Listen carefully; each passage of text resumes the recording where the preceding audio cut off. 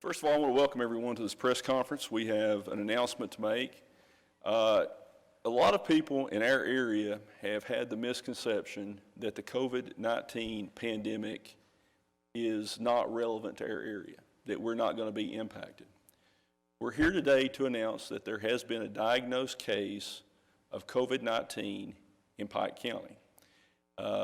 With that being said, we have made plans for this. We have encouraged the public to practice social distancing, to maintain high levels of hygiene, and we have announced previously that we knew this would happen. This is not a shock. I want to assure you that the health department is taking every step to make sure that, that this disease is contained to the extent possible. We also have Dr. Fadi Alacross here from Pikeville Medical Center, who is the chairman of, I guess the chief of staff and director of the infectious disease department, and also Mr. Tim Hatfield, the community CEO of Highlands Regional Medical Center, former community CEO of Tug Valley ARH, to discuss the preparations that the ARH healthcare system that also serves a lot of patients in this area has made in order to prepare for this pandemic. With that being said, Mayor Carter and I do have an announcement that we plan on making later, and we want to talk to you about some restrictions that we think that need to be put in place. Let me say this. Last week, I shut down Pike County's parks and playgrounds. That wasn't a popular decision. We had people congregating in our parks, playing basketball, acting like, you know, it was an extended spring break, like it was business as usual. A lot of people in our community are hurting. A lot of people are out of work. A lot of businesses have been forced to shut their doors completely, and other businesses have been forced to make substantial reductions in their workforce and their business activities. And we have people in this community that simply refuse to recognize the severity of this condition. This disease is killing about 2% of the people that contract it. It hits mostly older people, people with pre-existing health care problems like heart disease, diabetes, COPD, emphysema, black lung. People with those types of conditions are at a high risk for serious complications or death. And unfortunately, we have a lot of people in this region that have those pre-existing conditions. It is imperative that the people of Pike County take this seriously. One gentleman told me that I violated his First Amendment rights by shutting down the parks. Well, I really, at this point in time, think that people need to realize this is not about inconveniences because somebody can't go fishing or somebody can't play pickup basketball. The restrictions that Mayor Carter and I have implemented, that the governor of the Commonwealth of Kentucky and the President of the United States have implemented, are intended to protect the general public and promote the welfare of the general public. It's that important that everyone comply. The sooner people comply, the more we can hold the curve down, flatten the curve, and make sure, the one thing we have to make sure is that this disease does not overwhelm our healthcare delivery system. So with that being said, I'm going to turn it over to Ms. Tammy Morris-Riley, who is the Pike County Public Health Director.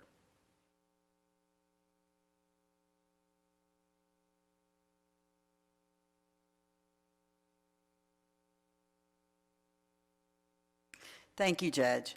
I'm Tammy Riley, Health Director for the Pike County Health Department. What I want to convey today is that we're all aware that yesterday was a very tough day in Kentucky. We had the largest number of confirmed cases of COVID-19 in Kentucky at 114.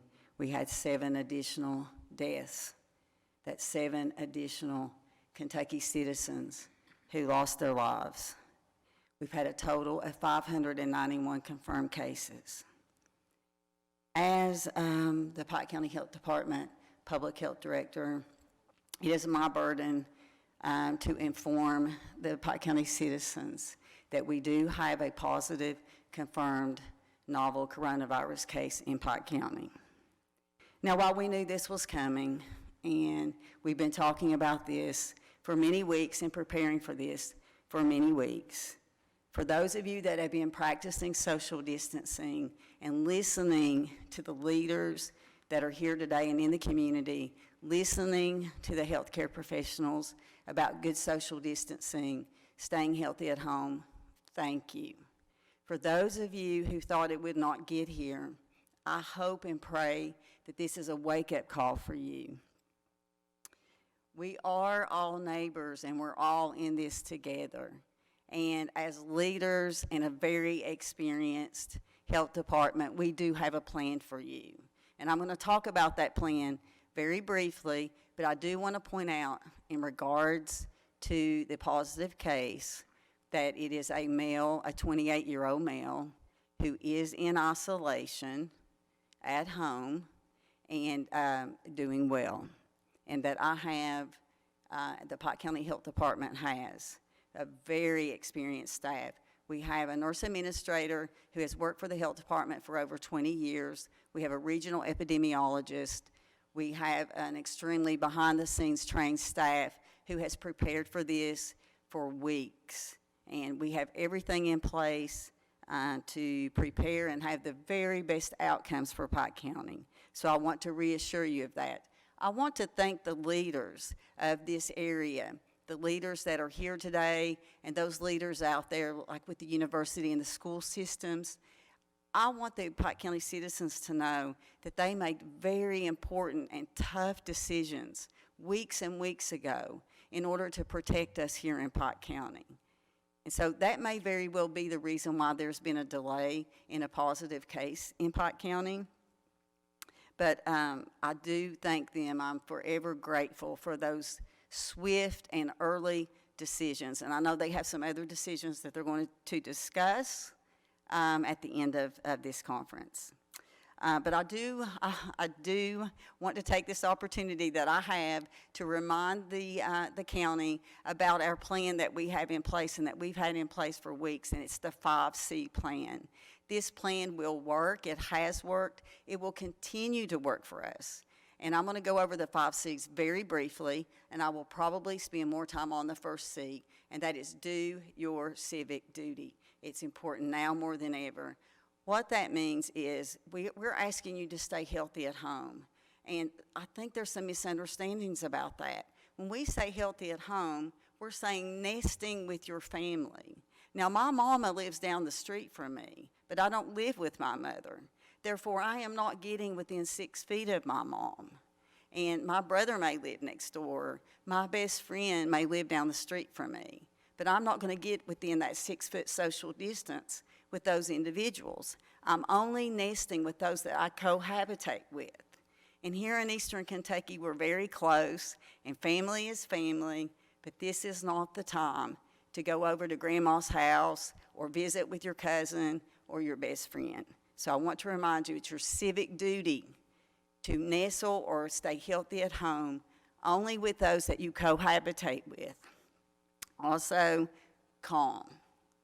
Now is the time. We've been prepping you for this. We need to stay calm.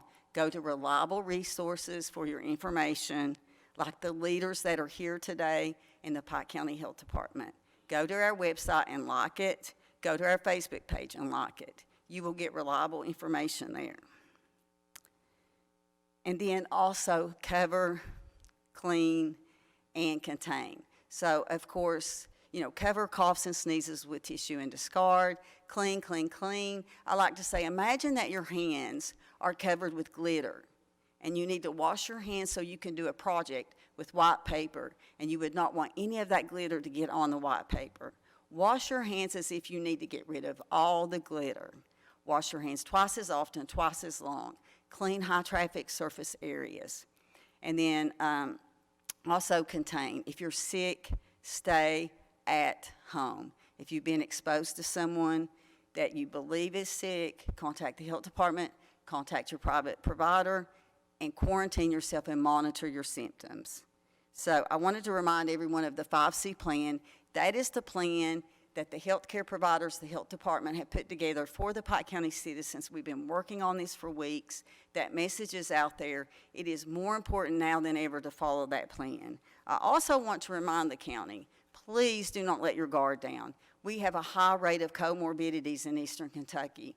And while the national average of mortality from COVID-19 is around 1.2% to 2%, here in Eastern Kentucky, because of COPD, the high rate of smoking, anywhere from 23 to 30%, diabetes is around 24%, cardiovascular disease, other factors like that, put us at a high vulnerability for poor outcomes.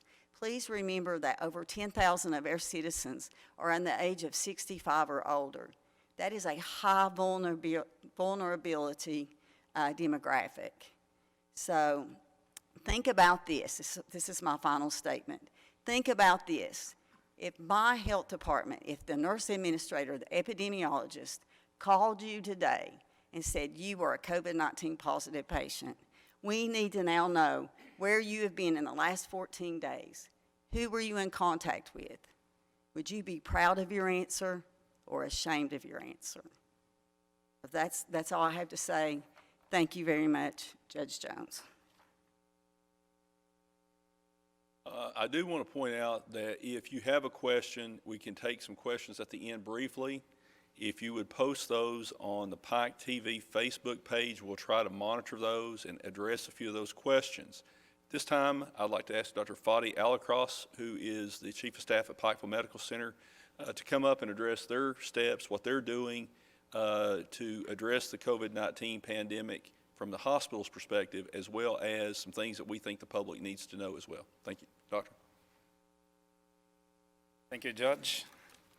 I think Pike County is doing a great job. We are dealing with the situation with the same attitude because definitely this is a serious infection. It's everywhere regardless of testing. So we have definitely positive tests here in the county, but we've been taking all these extreme measures to deal with the situation appropriately.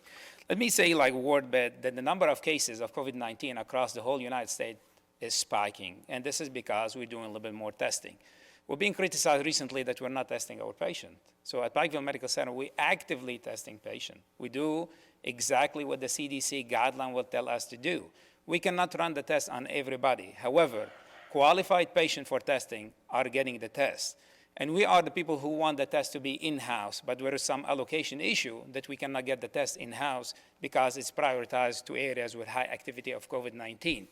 So far, we tested almost 45 patients, and we had 2 positive in the hospital, one from Perry County in a critical care, and the other one from Pike County. He's home in good health at this point and recovering from his condition.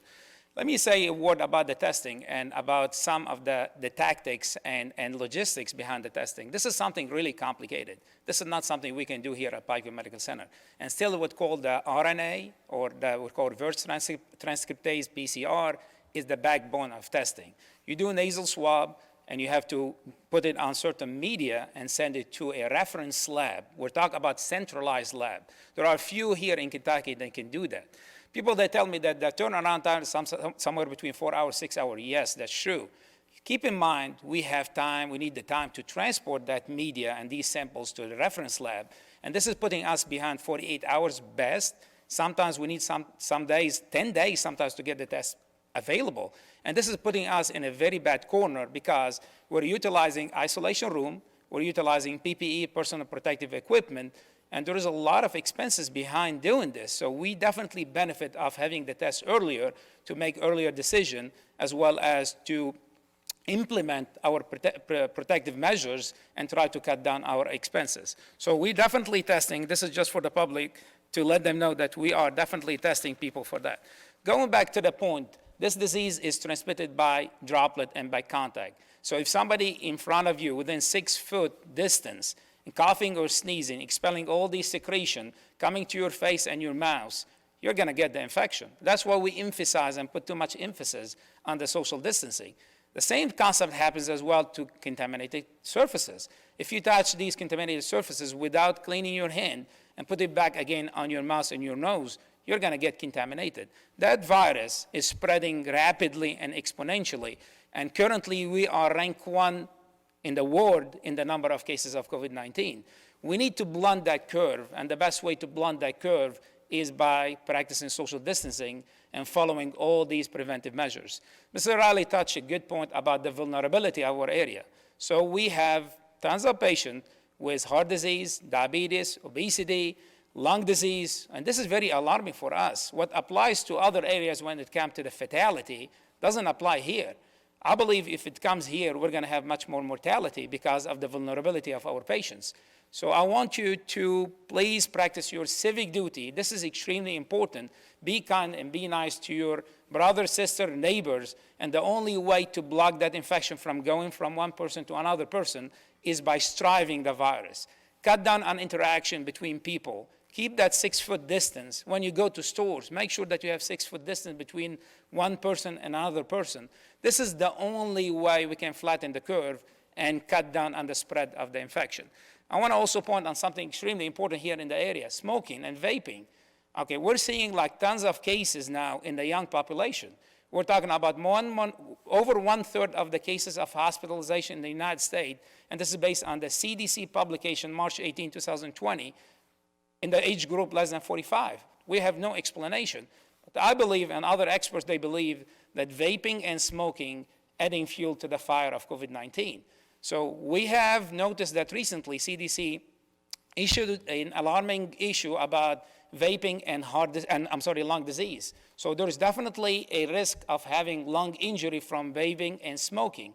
But if you think about it the other way, when you smoke and vape, you're going to puff, and you're going to expel all these secretion. This is definitely could be a source of transmission, and I'm going to take the opportunity here to talk to public. Please try to cut down on vaping and smoking, especially in public.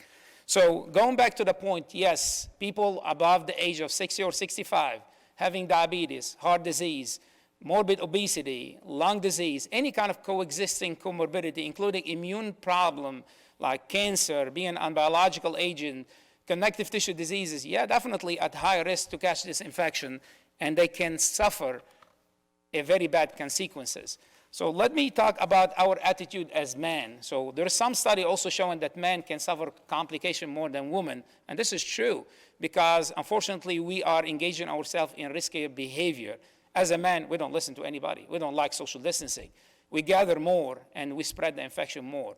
As a man, we need to take a better decision this time and try to practice social distancing. As a man, we have to cut down on smoking, to cut down on the lung damage and the spread of the infection.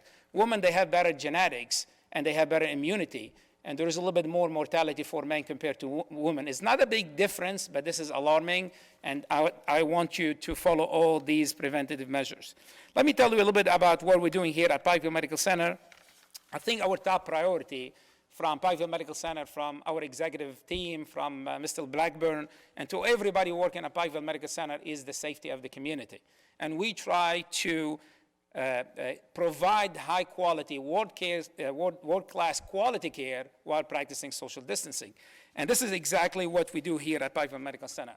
We have signage all around the places. All our workplaces, we have signage about social distancing. We are separating chairs in the waiting room with 6-foot distance. We're putting tape on the floor to remind people about the social distancing. Even when it comes to our clinics, so you can call now to our clinic and you can sign in, and then somebody will text you or call you telling you that your appointment is ready and your provider is waiting for you. This is phenomenal. At this point also, we are providing medication through drive-through, even blood testing. We're doing that phenomenally to cut down on the interaction of these patients physically with any health institution. So this is our goal, is the safety of the community, and we are leading by example, and we're trying to do exactly for what we're preaching on. So all these are extremely helpful to create a safe environment in the hospital, as well in the community. We want a healthier community. We don't want that COVID-19 to come here. Even if we have some scattered cases, they're gonna be very alarming. We don't want that. We need that community to be healthy. And how to make it healthy? To practice all these preventive measures. So at this point, it's at your hands all. If you don't practice that, you're gonna bring more infection to the area. We're making people suffer. So please be kind to each other and try to follow all these preventive measures. Thank you, Judge.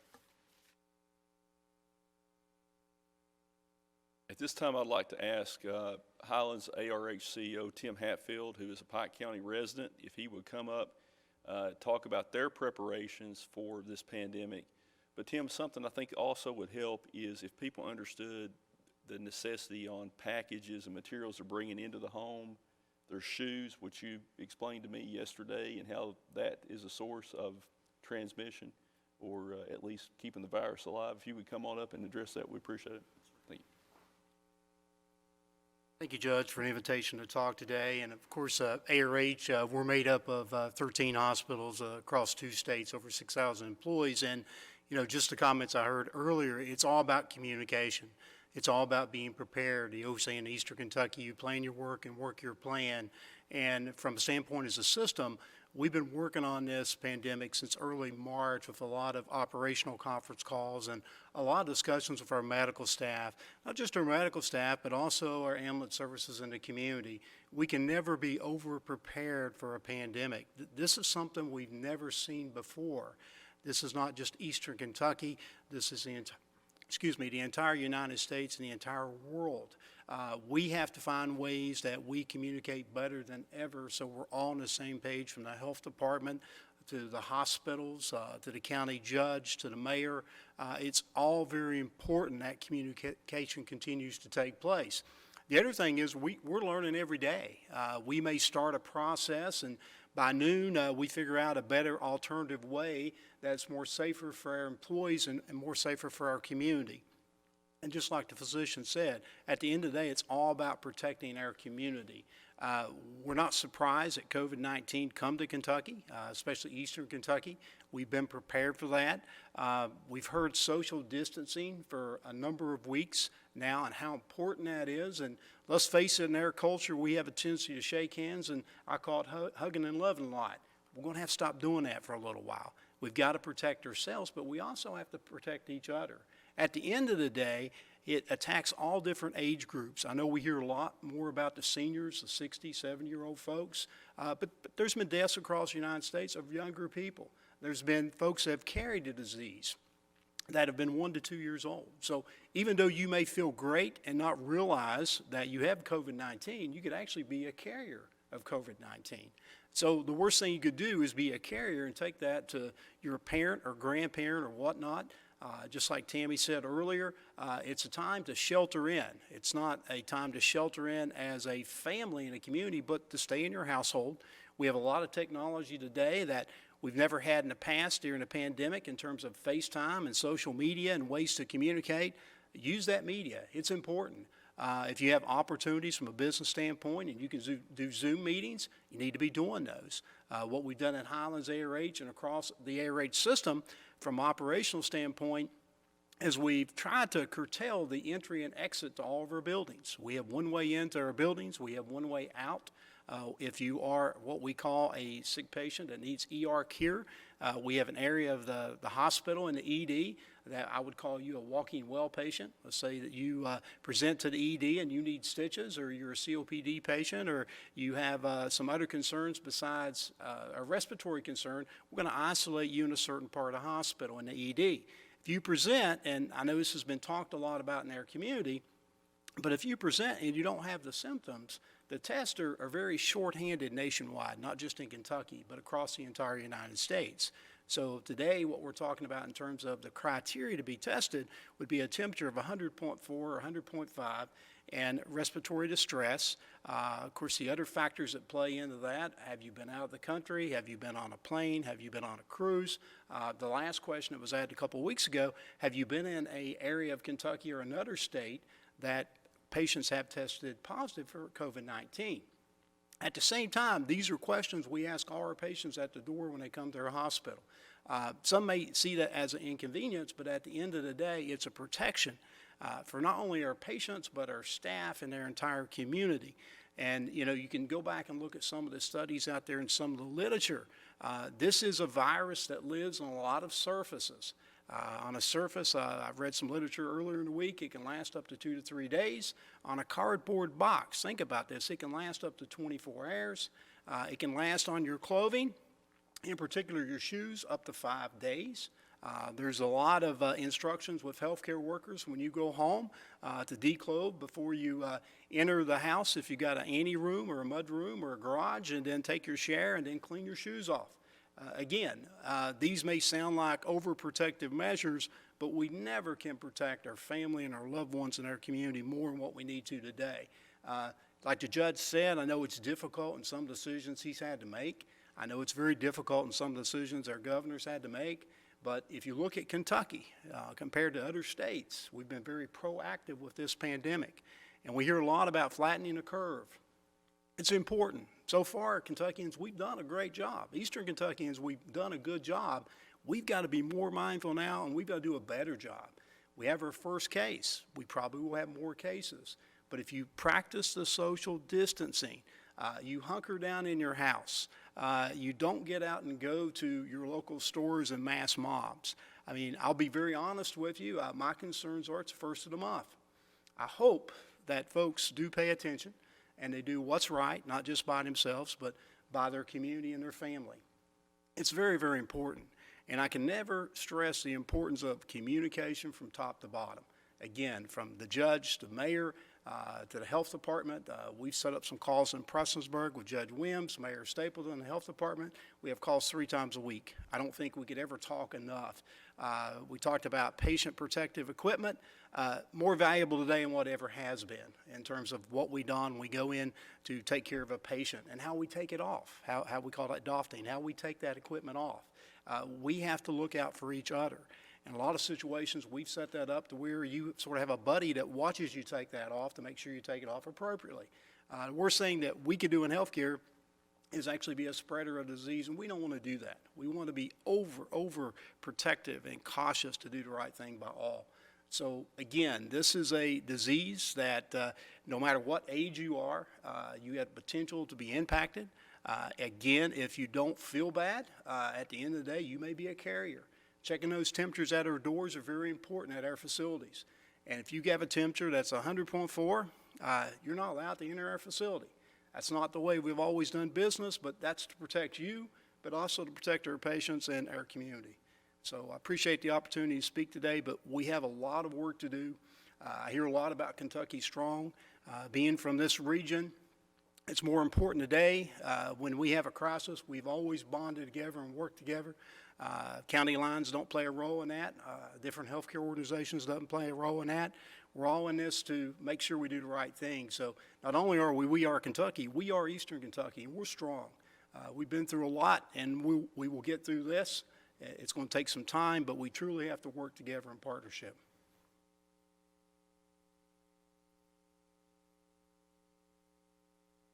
Mr. Hatfield, thank you very much. We did have one question that came in. I think I can address that, or Tammy may want to come back up. And that was the person that was diagnosed with COVID-19, the Pike County resident, have the people that he or she, I guess it's he, has been in contact with, been contacted. The health department's regional epidemiologist will trace all those contacts.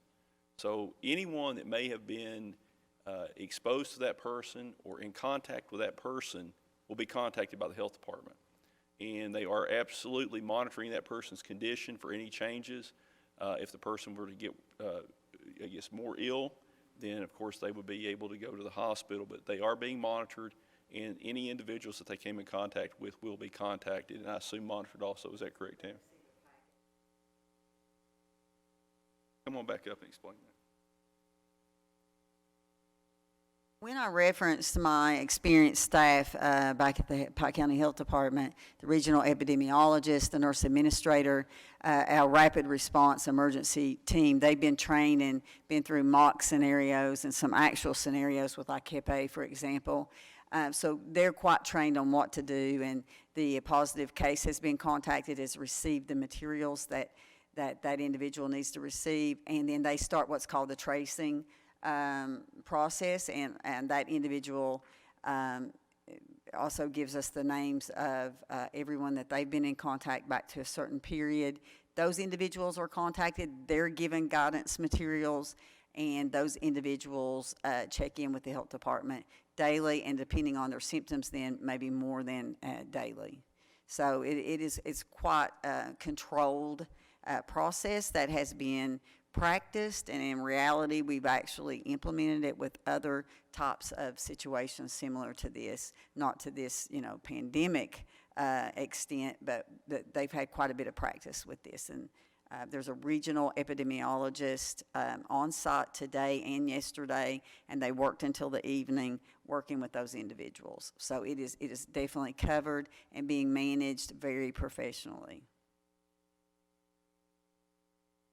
And the other question was, why can't more information about the patient be released? And that information is protected by federal law referred to as HIPAA, which protects patient confidentiality. Dr. Foddy, before the mayor and I address a couple issues, he wants to say some other things, and I would like for him to discuss with the public how serious this is. I think the president referred to this disease last night as vicious. And he said last night, I think the president said this is more serious than the flu. It's vicious. And I'd like for Dr. Foddy to really put in perspective exactly what we're dealing with here. And there's a big misconception among the public that this is about like the flu. And we're still seeing, Doctor, people on Facebook saying, well, you know, more people die from the flu than this virus, but yet we didn't shut the whole country down. And I really do think that's a misconception. We've had, as I looked earlier today, almost 4,400 deaths and over 200,000 cases of this virus, and really 4,000 deaths in a month. And yesterday, over almost 900 deaths yesterday nationally, and that number is increasing exponentially. So would you please address that, and also the drive-through situation? First, I want to say I cannot be more proud than our people in emergency department doing exactly the right thing for our patient. That screening process in the emergency department done by a wonderful team, dedicated team, who screened that patient very carefully. That patient was handed a mask, and our people were wearing the right gear when they swabbed the patient inside the car. That's a phenomenal job, and this is basically done without any glitch. So I have to give them a 10 over 10 for doing this. So talking about the severity of the illness, so the flu is a done deal situation. So every year we have a vaccine. So that virus can shift the genetic material. Every year or a couple of years we have to come with certain vaccination, but we are controlling that. This is a novel virus. Novel, which means new, which means that we don't have a lot of information about that virus. We know it's spreading like rapidly, exponentially. We are currently in what's called the exponential phase. We're talking about the upward trajectory phase, which means that we have tons of cases at this point coming in our United States. We have close to 900,000 cases. We have over 4,000 cases of fatality. So this is definitely a serious illness. At this point, we don't have specific treatment. We don't have vaccination. The only thing we can do for our patient is just supportive care. So this is very important. Until we get the vaccine and the treatment, we cannot control that virus. So people, they say, is this mutating? No, it's not mutating. It's really virulent, and it's spreading rapidly and affecting the vulnerable one, including any age at this point, including the young people. So everybody is subject to complication from that virus and from that infection. So that's why we emphasize on the importance of practice of social distancing, following all the preventive measures. I know you have to be calm, but you have to be concerned at the same time. If you're not concerned, you're not paying enough attention. So this is the time to pay attention to that. So knowledge is power. We empower you with knowledge, with guidance, with information. Please take that seriously, because this is absolutely a serious illness and serious infection that's affecting everybody. It can affect your father, your mother, your parents, your grandfather, your son, your daughter, anybody in the family. So please take all the steps needed and all the infection control policy needed to prevent passing this infection from one person to another person. Again, be kind to each other. This is the time to show how you love each other. So from ARH, you make a great point about how you utilize the new technology. So social distancing is not social isolation at this point. We have access to tons of technology now. FaceTime, we're talking about Zooming, we have videos, movies, even you can walk outside. So we are not talking about social isolation. Your life should not be empty. You can fill your life with certain agenda and keep yourself busy. You still have a family to take care of. So this is, again, this is not a social isolation. This is a civic duty to keep yourself at home and cut down an interaction with other people to stop the spread of the infection from one person to another person. So please practice that civic duty and be part of the solution to this area. Again, we are together in that situation, and please be part of the solution. So the drive-through, again, so we are trying to practice all the right preventive measures. So if you go to drive-through, make sure that that person is giving you, handing you the food or the packages appropriately. We don't want this to be contaminated. So the studies done that by NIH, the National Institute of Health, that the virus can stay in the air up to 1 to 3 hours, on some surfaces up to 3 days, and mainly the plastic 3 days. And if we're talking about the shoes as well, 5 days. So these can stay for a long time, and they can spread the infection. Even after 3 or 4 days touching these surfaces, you can get contaminated and infected down the road. So we have to be very careful about packages, about drive-through, about any contact with others. So please be safe at this point. And he made a great point regarding like the shoes. As a healthcare professional, going home, you need to protect your family, okay? Please do that. So when you go home, take off your shoes in the garage or somewhere else in designated area. Take your clothes, dirty clothes, and take them directly to the washer. Clean them appropriately, take a shower, and then go kiss your kids. Don't forget your wife, definitely. You will be in trouble otherwise.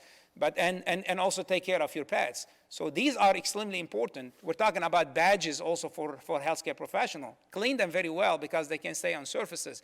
Try to take all these measures to protect yourself and to protect your family, protect the community, and together, hopefully, we can defeat that. Mr. Blackburn asked me to say a united message for everybody that together we rise, and together we can defeat definitely COVID-19 in this area in Eastern Kentucky. We're tough here.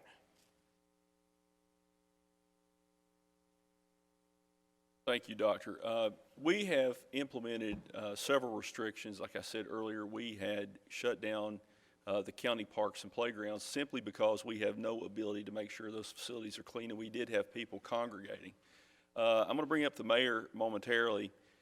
These restrictions are temporary.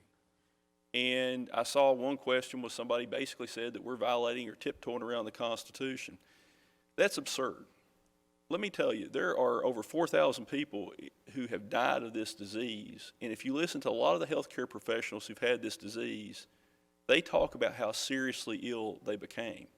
Even the 26-year-old medical student from Lexington talked about how seriously ill she became. One congressman that had this said he had never been this sick in his life. This is a temporary inconvenience. It's not in violation of your constitutional rights. Under Kentucky's Constitution, under our state statutes, under KRS Chapter 39B, Governor Beshear has the authority to implement a whole host of restrictions, including curfews. He's not done that. My communications with his staff is he's trying to be as the least restrictive he can be while still maintaining a reasonable effort to blunt this disease. We have the same authority at the local level. Our mayors have the same authorities in the cities that the governor has statewide. Our county judges have the same authorities at the county level that the governor has. The same exact statute applies. We have tried not to be more restrictive. We want as many people working as we can. We know people have to maintain their livelihoods. We don't want to see businesses shut down. But Sunday afternoon, Ms. Riley and I had to go down to Lowe's. We had people calling and complaining. And let me tell you, we simply don't want to put businesses out of work or put people out of work, but there's nothing in a home and garden center that's worth dying for. And I think people need to understand that. This is more about life and death than it is a minor inconvenience for a few weeks. And the sooner people comply, the sooner we can all get back to our normal routines. We still have people who are not listening. And let me be clear about this. The mayor and I do not have the authority to stop people from coming into Pike County or the city of Pikeville. Mayor Scott doesn't have that authority in Coal Run, and Mayor Taylor doesn't have that authority in Elkhorn City. That probably would exceed the scope of our authority. But let me say this, even more importantly, we don't have the ability to police that type of order. Even Governor Beshear said when he entered the order prohibiting people from traveling out of state, he has no way to really enforce that. This really comes down to civic duty, as Dr. Foddy says. If you really care about your friends, your neighbors, your family, about your state, your county, and your country, you're going to do what the health professionals and the elected officials are telling you to do. It's that simple. I'm not a healthcare professional, but my wife is seeing patients today. You know, this is important. I don't want my wife bringing this home to our family. We have a lot of healthcare professionals on the front lines, first responders, that we need to express our gratitude to. Those people are putting their lives on the lines every single day, and they're doing it going into an environment where they know they're going to be exposed or may very well be exposed. And when those of you who are not adhering to these restrictions, you're putting their lives in danger. This is not a game. It's not tiptoeing around the Constitution. It's putting reasonable restrictions in place to save lives. This disease could be horrific in Pike County with the population we have, with the comorbidities, the pre-existing conditions. Mayor Carter and I have talked. We will put whatever restrictions are necessary in place to prevent that. There's nothing at Walmart besides food, medicine, and cleaning supplies that anybody needs. And it is up to the store owners, the store management, to make sure people are adhering to the social distancing requirements, the congregation limits, and so forth. I will say this. The Mayor Carter and I are going to talk. I'm going to let him explain what we're going to implement here in just a second. We are not going to put the Pikeville City Police officers in the Pike County Sheriff's Department. Sheriff Scott's here with us. He may want to say a few words in a minute. I'm not going to put his deputies in a position to where they're having to stand at a store door to police who's coming and going in grocery stores or other businesses.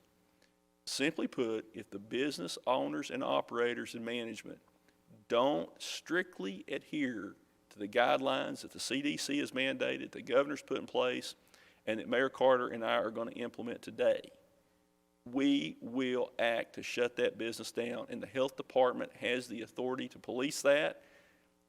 There are environmental inspectors out every day, and if the health department inspectors can't get the business owner's attention, then the mayor or I-1 will issue the appropriate order to shut the business down. If you don't need to be out, don't go out. If you have to go to work, we understand that. But please, don't travel out of state. You know, the Tennessee governor did not act like our governor, and as a result, their cases have skyrocketed. Governor Beshear's restrictions that he's put in place, the executive orders, are working. We are doing better than the rest of the country, and the mayor and I are going to make sure that we do the same thing here. We're going to be on top of this. And if people are not complying, then we're going to have to implement greater and greater restrictions. You know, the reason we shut down the county parks is we have people playing pickup games.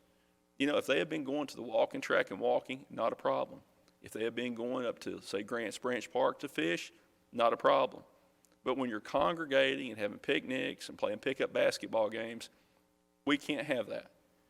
Not only do we not have the ability to make sure the facilities are clean and sanitary with the manpower problems that we're having, we simply cannot allow that type of congregation to take place. So at this time, I'd like to ask Pikeville Mayor Jimmy Carter to come forward, and he can explain the restrictions he's put in place, what the city of Pikeville's doing, and the order that we're going to jointly enter here shortly. Thank you, Judge. Just quickly give you an update of the citizens and the residents of Pikeville that everything is going extremely well. As everyone knows, we've got City Hall closed down. All those employees are working from home. So everything on that end is working. We're not having any hiccups that we're aware of. If you're having problems, please contact the numbers that you have that's on our webpage. Also, all of our fire, police, EMTs are doing their regular jobs. Your regular calls are being taken, and you're still getting that quick response time that we're known for. So don't think if you have a problem, you're going to have to wait for an ambulance or a police officer or a fireman to come. They will come immediately. We've done a really good job, and I know our police and fire are always out in public and being seen at different events and in different schools. Now that all that's closed down, they're not being seen as much, and they're not going to be in the public as much, but rest assured, they are within a call away. So if you have any issues, please give them a call. Judge, we were talking earlier about some things that we can do to help get the curve down, as the doctor and Mr. Hatfield were talking about. We got to flatten the curve. We feel like at this time that we're going to ask the business owners throughout the county to only have one person on a shopping cart. Now, it's going to be up to the store managers and the owners of these stores to comply with this. Just like the judge said, we cannot take our resources out, and every time somebody has a problem at one of the stores, we have to come out and get it. It's going to have to be that store manager or the store owners. If you're still open, it's going to be their responsibility to enforce this. And just like the judge said, Tammy Riley's department, the health department, they will have their people out monitoring this. It's not going to be easy. I know there's going to be some exceptions. We're going to have to deal with those as we go along. We talked about a time frame. We need to give everybody a chance to get a plan together. We're looking at probably, if we don't change our minds, probably tomorrow by 9 p.m. So when you open these stores on Friday, this should start taking effect. So be aware that this order is going to be a joint order between the city and the county, and we're going to move forward, and we're going to try to break this thing. And this is the only way we can do it, is to keep people 6 feet away, your distancing, your social distancing, and making sure that you only have one person on a cart when you're in these stores. Judge. Thank you, Mayor. One message that came in was a person whose spouse works for a company, and there's usually 3 or 4 people in a truck. If you work for a company that is not maintaining social distancing and you still are working, call the health department. Every business that has not been ordered closed by the governor is required to maintain social distancing and the number of the population limits, the congregation size limits of 10 persons. If you work for a business that's not adhering to those, call the health department. They have environmentalists that they can send out to address that. I want to thank everyone for being here. There may be some questions from the press. We will keep the public updated on this. And I want to remind everybody, these restrictions are temporary.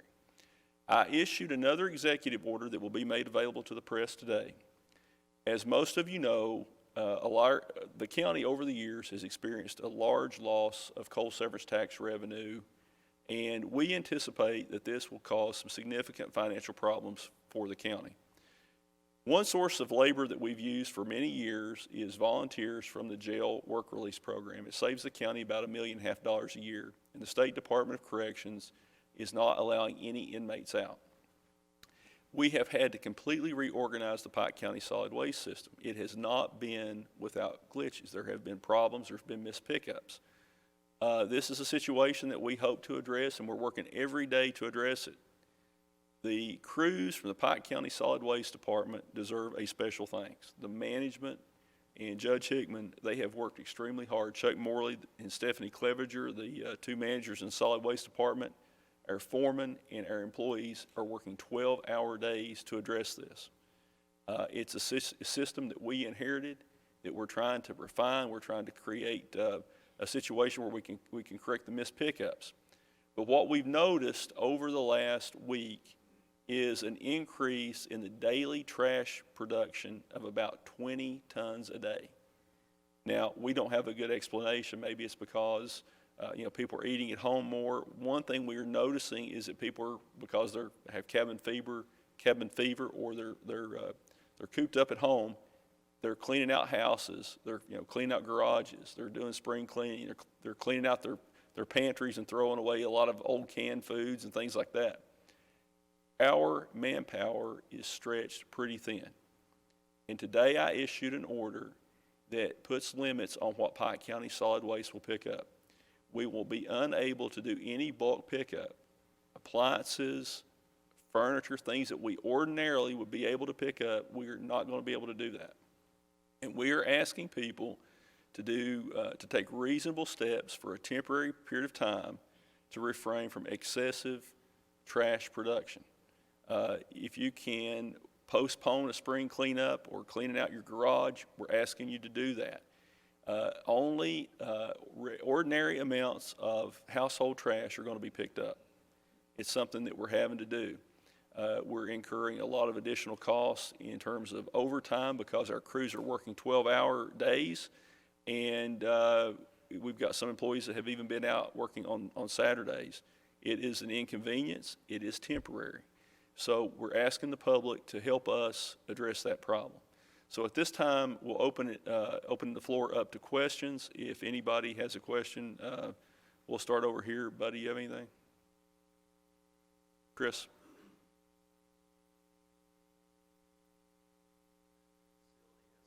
Positive tests, one with the 28-year-old patient, another with the patient from Perry County. 28 men. I'm sorry. It's a 28 girl. No, 28-year-old patient, and then a patient from Perry County. He's a 28 male. Okay. Okay.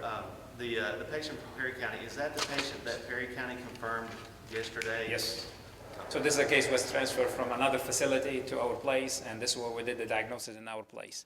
So there was no glitch in that process, so we suspected that immediately. That patient was placed immediately in isolation, and there was no exposure to any of our healthcare professional. Vehicles, is that correct? The 28-year-old male, yeah, it was conducted in the vehicle. In the emergency department, we have a screening policy outside the ED. This is how you screen people. Sometimes we ask them to call. So they call, we get prepared. So our team came to that person in the vehicle and swabbed the nose and sent the test to the lab, and this is how we confirmed the test. We asked him to be isolated. He's been isolated since the day of diagnosis and swabbing, and he's been doing great. And I cannot deliver too much information about him just to protect the HIPAA on that patient. But overall, he's doing really well. I know that you can't predict the future. Do you anticipate over the coming days that we'll have more positive tests? It's everywhere. So the more we test, the more we find cases. And this is a very contagious infection. So it's spreading by contact and droplets. So the more you expose yourself to people, the more you're spreading the infection. So we'll probably have more cases than we test at this point, but we're trying to test as much as possible. I think basically the drive-through thing regarding testing is problematic at this point. So creating too much problem and affecting reputation big time for us. And we have at this point double standard. So like drive-through doing testing, and we have no ability, even the Department of Health, they don't have the ability to test. We have limited number of kids, and we follow the guideline, the CDC guideline to do the testing. So I'm gonna voice my concern for the government to address that problem as soon as possible. Because the other thing, we have two promising testing coming in the market. One's called immunoassay, so when you do blood tests and you can confirm the diagnosis, and the other one is called rapid testing. In PMC, we have the machine. We need the reagent. The problem is all federally governed, so these kits will be deployed mainly to area of activities, and we are on the bottom of the list, so we are, I think, Region 4, but I think this is the best timing for us to get these tests, because in my opinion, if we have not enough cases, this is when you use the test intensively to try to confirm the cases and try to apply infection control measures. And this is how you can make earlier clinical decision, because we're bleeding. We are spending a lot of time and a lot of resources on isolating these patients, and the turnaround time is like 2-3 days, best case scenario, sometimes 10 days to 14 days. This is too much for us, but we are doing our best. We are providing high quality care to our region, and that's where we are. The question was about the judge and the city's orders. If you could elaborate on that order just a little bit, explain a little bit more about what one person per shopping cart means, and what that could possibly mean for, say, a single parent that doesn't have child care for their children while they're social distancing. That was a question that we talked about, and like I said earlier, there's going to be exceptions to the rule, and we're just going to ask people to do the best that they can do to keep those kids at home with someone, so we only have one person in the store.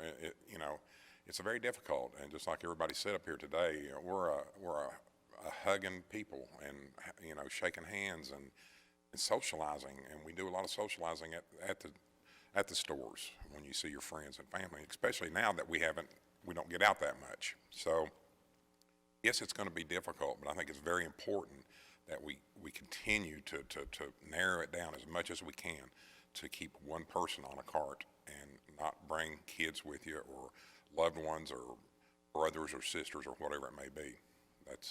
Hopefully that'll answer your question. Does it apply, and this will be my last question, does it apply to Coal Run and Elkhorn City as well? This will be the whole county. It'll be a joint order for the whole county, all cities and the whole county.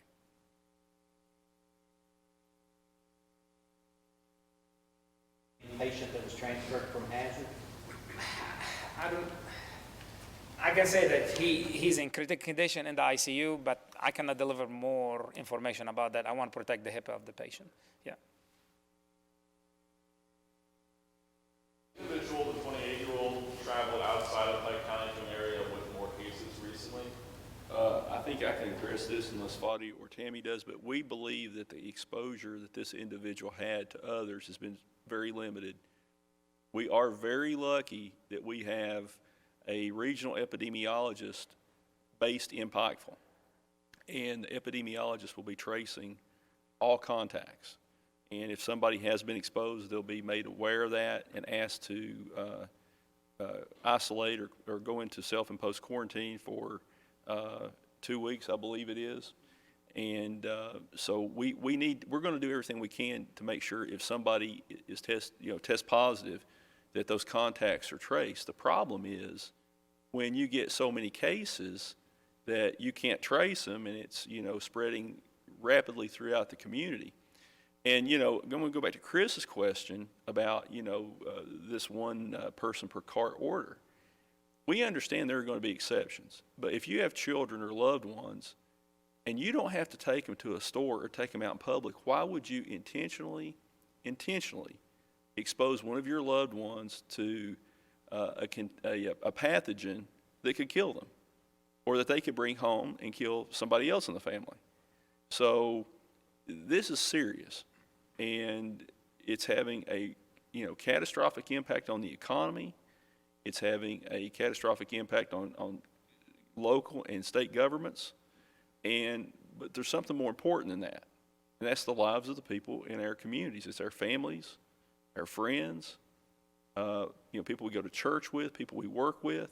Their lives are more important than a short-term economic downturn. The economy was strong before this. The country will get back, to business. But right now, it's my job, it's the mayor's job, it's Tammy's job, it's the governor's job and the president's job to take all necessary steps to protect the public. And I want to thank Governor Beshear. He's done a remarkable job. And when you go on social media and you see people complaining about his daily briefing, I think it's important. 2 days ago when the governor said there was like 42 new cases, everybody's like, oh, that's great, it went down. Well, Judge Hickman and I talked about that. That's got to be a glitch. And then yesterday, 114 cases and 7 deaths. And, that number's going up exponentially. So this is a serious problem. And I just want to let the public know that we're working, the court is working, the fiscal court is working with the cities. We're working closely with the city of Pikeville, Coal Run, Elkhorn. We're working closely with Pikeville Medical Center, our partners at ARH. We've got 2 hospitals in Pike County. And they're working together. We want people to understand that we're taking all the necessary steps to keep the public informed and to keep the public safe. And we're going to continue to work on that. Yes, sir. I have a question for Pikeville Medical Center about just the health of rural hospitals right now. You've seen ARH furlough 500 workers, Moorhead 300, and then the Williamson Hospital said it was going to close down. Granted, they were in bankruptcy. But can you address PMC's financial status and whether people will be furloughed? Yeah, I can say the PMC financial status is good at this point. The board made a decision that we're not going to fire anybody unless they want to furlough and they want to quit working at this point. But we're not going to basically fire anybody at this point unless they want to go home. They want to basically stop all benefits. They want to stay home. This is going to be their decision. But nothing coming from PMC directly. It's important that ARH address how that impacts Pike County because they are one of our largest employers. Well, 2 things, not just that, I want to address something else too. We were talking about the positive test. If you really take a look at the labs, not just in Kentucky, but across the nation, I know we have 15 labs we're dealing with in Kentucky to try to get results back and get those in a timely fashion. But just like the doc said, we're testing a lot of people. And as those numbers go up, they'll continue to go up because it's taken a long time to get those test results back. As he mentioned, sometimes 8 to 10 days. So as we're doing 8 to 10 days, if these folks are sick enough to be in a hospital, we're burning through a lot of PPE, protective equipment. So that's the other issue and a challenge. We're hoping that turnaround time improves dramatically over days to come and weeks to come. In terms of the furlough, ARH, again, 6,000 employees strong. We made a conscious decision. It's very difficult anytime you furlough any employees. But we did a detailed analysis, and we really focused on essential personnel, personnel we needed by the bedside. There is an extreme reduction in volumes, not just across ARH, but across all hospitals in Kentucky because of limitations of going to a hospital. And probably the first time in my career, we've encouraged people not to come to facilities unless they really do need to come. So it's a lot different in the way we've practiced in running operational wise hospitals in the past. So telemedicine, we talked a little bit about. Right now, we're doing a lot of telemedicine. We're doing a lot of curbside pickup in terms of pharmacy, a totally different way and unique way to protect people and also do the right thing. And in terms of our furlough, it was a temporary furlough. It gave the employees an opportunity to maintain their benefits too, which is very important to us because we have a very robust insurance plan with ARH. If you use our services, it covers up to 100% of cost. So there's opportunities there. Plus, they had opportunity to use some of their pay time off, or what is sometimes called vacation. We call it pay time off, as well as sign up for unemployment. So again, it's not a good position to be, but at the same token, we want to protect everyone we can, and we have to offset the reduction in some of our business. Can I add one thing? So regarding like the preventive measures, PMC, I think, as RH as well, we're having very strict policy regarding visitors. So we don't allow only one person to come to the hospital to visit, and that person should be screened on the second floor. And you have to be granted a pass to be able to go to the room. So things may change down the road, I don't know. So this is a very fluid process, and this is very dynamic. And definitely this is unprecedented time. When we ask people to keep the 6-foot distance, we ask people to not come to the hospital. PMC is moving as well as to telemedicine. We try to take care of patients through virtual consultation, which is very wonderful for especially vulnerable ones who have severe condition, heart disease, lung disease, and they have respiratory illness. This can help tremendously cutting down interaction and protect them from catching infection at PMC. And we can address the need over the phone as well. So we are coming with all these policy, taking care of patient while keeping social distancing. Were suspected cases of individuals that in the hospital that the tests have not come back yet? So we have, I can say that we have done 45 tests so far. We have 32 finalized and 12 pending. Okay, and some of them admitted, some of them outside the hospital. All the time, our guidelines based on CDC guideline. If you have mild disease or moderate disease and you don't meet that criteria for admission, you're not going to be admitted to the hospital. We ask these people to go home, self-care, quarantine, waiting on the results to come back. Yeah. So severe cases definitely will admit them, and that's what's important. This test will be very helpful for us to determine what kind of isolation we need to give the patient and what kind of management down the road is going to be qualified for this patient.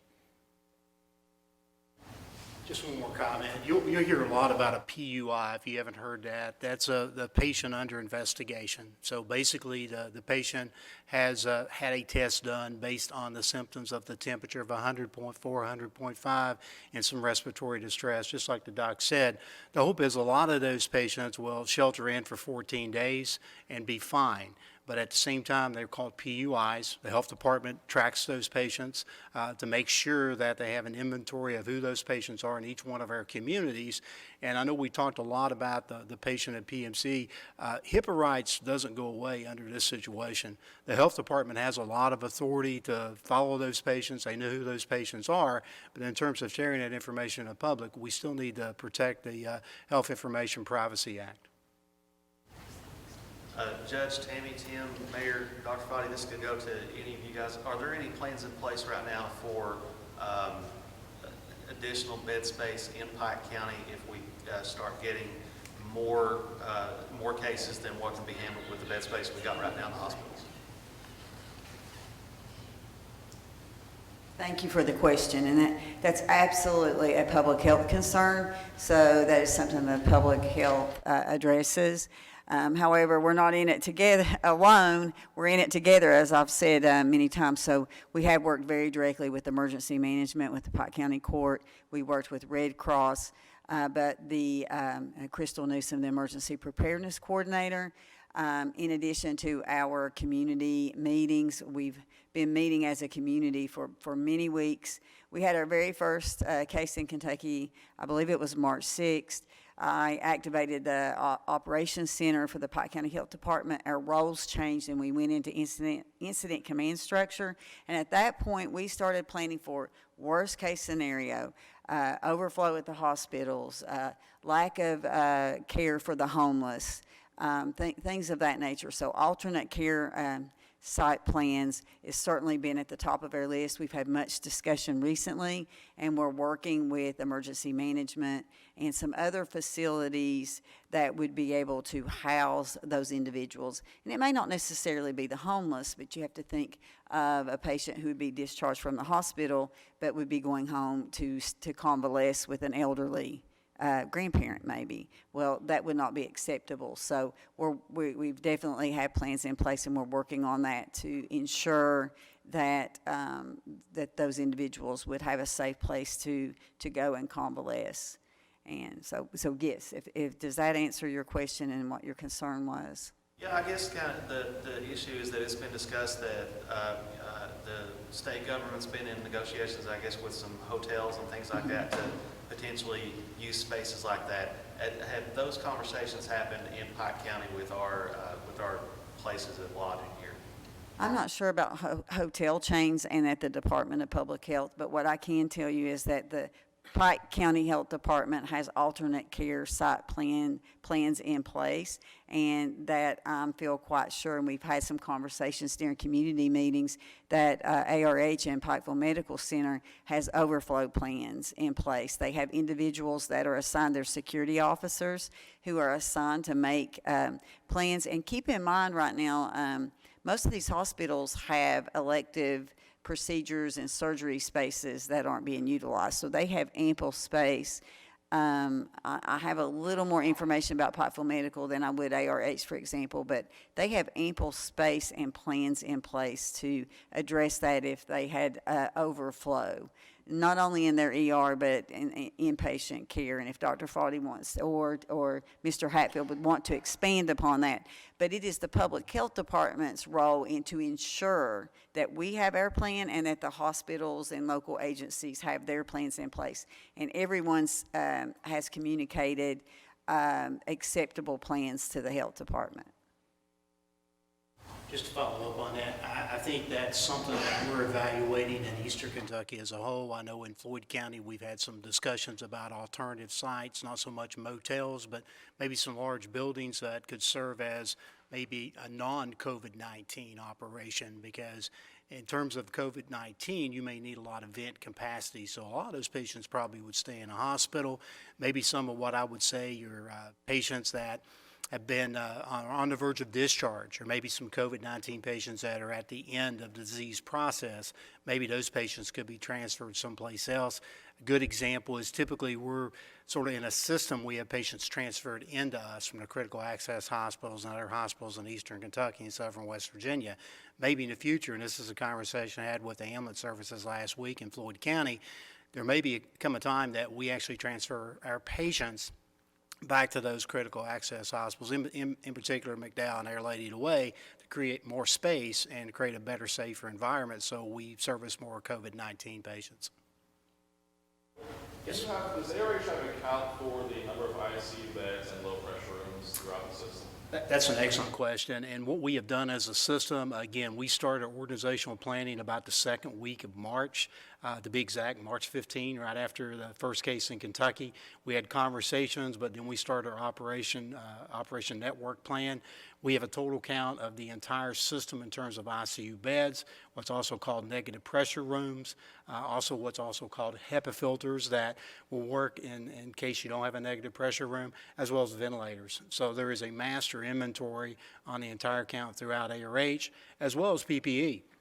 We've got a system in place that by 9:30 every morning, we are doing a updated plan on the PPE across all 13 hospitals to see where there's an opportunity and need, to see where there may be a larger count of PUI patients or even potential patients that have been diagnosed with coronavirus, so we can actually transfer those goods in between our service lines. Are those figures available, the number of ICU beds? do not have them right off the top of my head, but, you know, at Highlands in particular, we have a total of 12 ICU beds. Okay. Make a comment on it. Just, Mr. Hatfield talking about negative pressure, and I discussed with Donovan Blackburn, CEO at Pikeville Medical Center, if they had to take that, and they said they could go up to 300 negative pressure rooms, that you'd have to have a pretty good size area to do that. And we discussed it with City Manager Philip Ellswick as well, that we would offer up the Expo Center for something like that if it came to that. I hope and pray it doesn't come to that. But if it does, that would be an opportunity for them to be able to expand those negative pressure rooms to 300. I think he answered for PMC because this is what I'm going to say. He already did the answer. How about the Expo Center? How many ICU beds right now and ventilators at PMC? So ventilator-wise, I think from ICU standpoint, we have close to 60 beds, and we can definitely equip them with ventilation. We have close to 40 beds with negative pressure, so we are really doing well at this point regarding even PPE. We do the meeting in the morning, we do the check on our inventory and try to allocate these PPE for the right patients. This is a tough time. I know this has never happened before. It's very new to all of us, but unfortunately, we have to deal with that situation exactly with the same attitude. So I think we're ready from PMC standpoint. We're very ready to take care of these patients.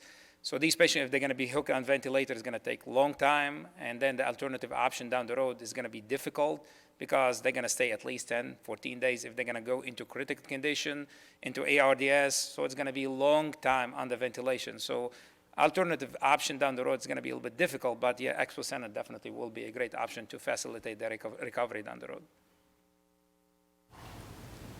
Chris, I want to say something.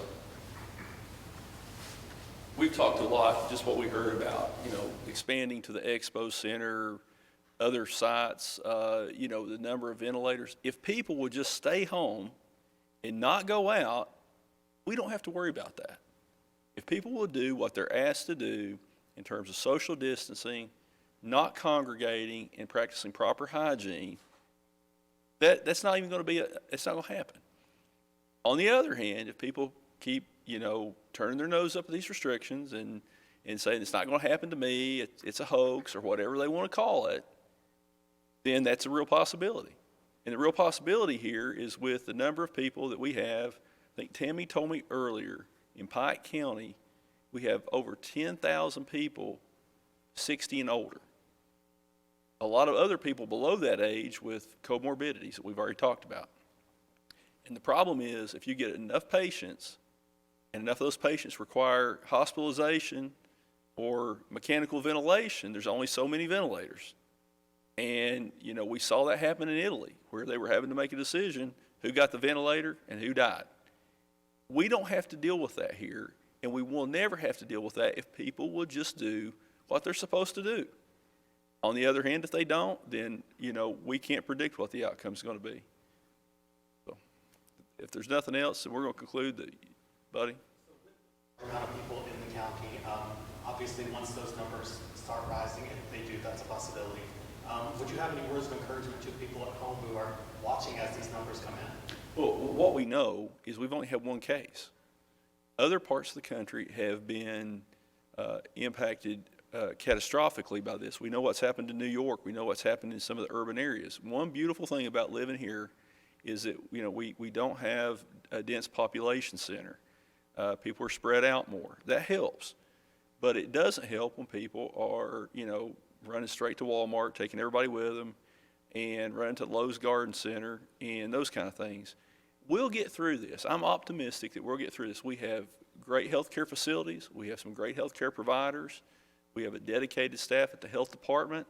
We have a lot of people who are working on this issue. We have people, everything from vaccine trials to experimenting, looking at experimental medications to try to address this throughout the country, across the globe.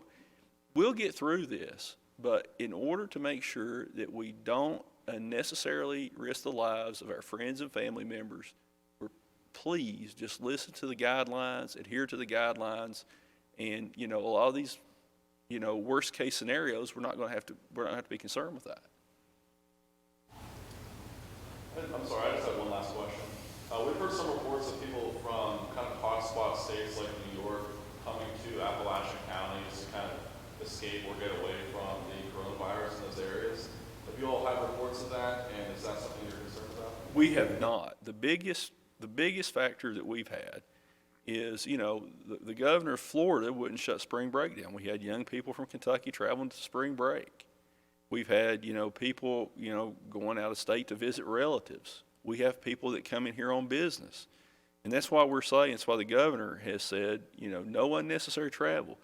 If you live in Pike County and you need to go to Floyd County, unless it's absolutely necessary, don't go. I mean, the more social distancing that we practice, the greater our chance of seeing this disease go away soon. Just that simple. All right, thank you all very much. And if there's any change in this situation, then we will have another press conference and let the public know. Thank you all.